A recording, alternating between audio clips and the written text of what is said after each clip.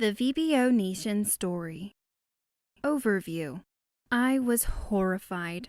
Had I made a good decision or the biggest mistake of my life?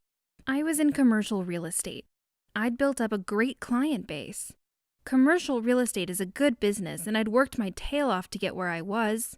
It was a 100% commission business, but hard work and some great clients had put me in a fairly comfortable situation.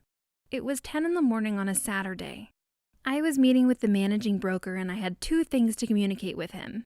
1, I was going to quit. 2, I needed to borrow $100,000 to start a new business. What was I thinking? It was early 1995 and there was a thing called the information superhighway, internet, that was starting to pick up momentum. Keep in mind, this was early on.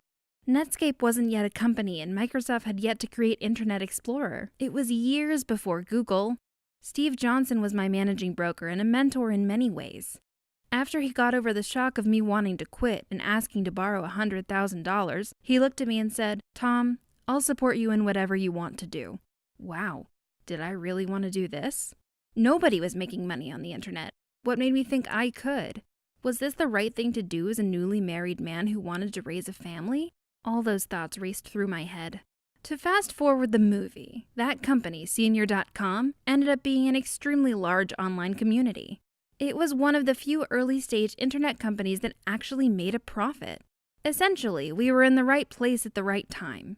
I was fortunate enough to sell that company to Compaq Computer and Pacificare in early 2000. While the outcome was awesome, there were some lean years between 1995 and 2000.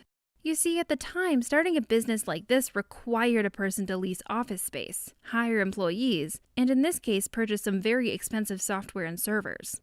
We ended up raising well over $1 million in investment to support the growth of that company. When it sold, the investors made extremely strong returns, but the mental scars from the stress I went through turning that into a win are lessons I will never forget.